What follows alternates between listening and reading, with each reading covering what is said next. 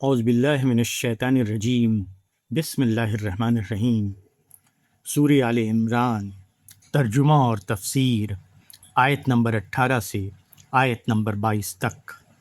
ان آیات میں اللہ تعالیٰ نے بتایا ہے کہ صرف اسلام ہی دین حق ہے، اللہ کی وحدانیت کی گواہی اور حق کا انکار کرنے والوں کے انجام کا بھی بیان ہے۔ شہد اللہ انہ لا الہ الا ہوا والملائکۃ واولو العلم قائما بالقسط لا الہ الا هو العزیز الحکیم ان الدین عند اللہ الاسلام وما اختلف الذین اوتوا الکتاب الا من بعد ما جاءہم العلم بغیا بینہم ومن یکفر بآیات اللہ فإن اللہ سریع الحساب فَإِنْ حَاجُّوكَ فَقُلْ أَسْلَمْتُ وَجْهِيَ لِلَّهِ وَمَنِ اتَّبَعَنِي وَقُلْ لِلَّذِينَ أُوتُوا الْكِتَابَ وَالْأُمِّيِّينَ أَأَسْلَمْتُمْ فَإِنْ أَسْلَمُوا فَقَدِ اهْتَدَوْا وَإِنْ تَوَلَّوْا فَإِنَّمَا عَلَيْكَ الْبَلَاغُ وَاللَّهُ بَصِيرٌ بِالْعِبَادِ إِنَّ الَّذِينَ يَكْفُرُونَ بِآيَاتِ اللَّهِ وَيَقْتُلُونَ النَّبِيِّينَ بغیر حق ویقتلون الذین یامرون بالقسط من الناس فبشرهم بعذاب علیم اولئک الذین حبطت اعمالهم فی الدنیا والآخرۃ وما لهم من ناصرین۔ سورہ آل عمران کی ان آیات کا ترجمہ ہے۔ اللہ کی گواہی ہے اور فرشتوں کی اور اہل علم کی اللہ کے سوا کوئی معبود نہیں، وہ قائم رکھنے والا ہے انصاف کا، اس کے سوا کوئی معبود نہیں، وہ زبردست ہے، حکمت والا ہے۔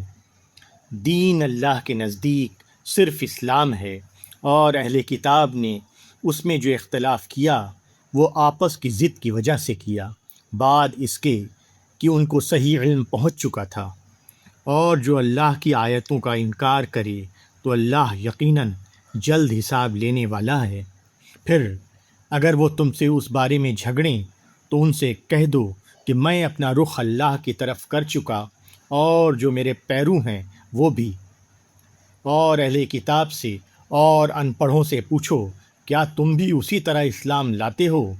اگر وہ اسلام لائیں تو انہوں نے راہ پالی، اور اگر وہ پھر جائیں تو تمہارے اوپر صرف پہنچا دینا ہے۔ اور اللہ کی نگاہ میں ہیں اس کے بندے جو لوگ اللہ کی نشانیوں کا انکار کرتے ہیں اور پیغمبروں کو ناحق قتل کرتے ہیں، اور ان لوگوں کو مار ڈالتے ہیں جو لوگوں میں سے انصاف کی دعوت لے کر اٹھتے ہیں، ان کو ایک دردناک سزا کی خوشخبری دے دو۔ یہی وہ لوگ ہیں جن کے اعمال دنیا اور آخرت میں ضائع ہوں گے، اور ان کا مددگار کوئی نہیں۔ سورہ آل عمران کے ان آیات کی تفسیر ہے۔ کائنات کا خدا ایک ہی خدا ہے، اور وہ عدل و قسط کو پسند کرتا ہے۔ تمام آسمانی کتابیں اپنی صحیح صورت میں اسی کا اعلان کر رہی ہیں۔ پھیلی ہوئی کائنات جس کو اس کا مالک اپنے فرشتوں کے ذریعے چلا رہا ہے، وہ کامل طور پر ویسی ہی ہے جیسا کہ اس کو ہونا چاہیے۔ ثابت شدہ علم انسانی کے مطابق کائنات ایک حد درجہ وحدانی نظام ہے۔ اس سے واضح ہوتا ہے کہ کائنات کا صرف ایک ہی مالک ہے۔ اسی طرح کائنات کی ہر چیز کا اپنے محل مناسب میں ہونا اس بات کا ثبوت ہے کہ اس کا خدا عدل کو پسند کرنے والا خدا ہے، نہ کہ بے انصافی کو پسند کرنے والا۔ پھر جو خدا وسیع تر کائنات میں مسلسل عدل کو قائم کیے ہوئے ہو، وہ انسان کے معاملے میں خلاف عدل باتوں پر کیسے راضی ہو جائے گا؟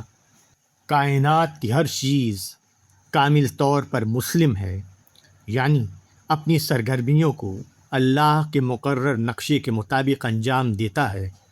ٹھیک یہی رویہ انسان سے بھی مطلوب ہے۔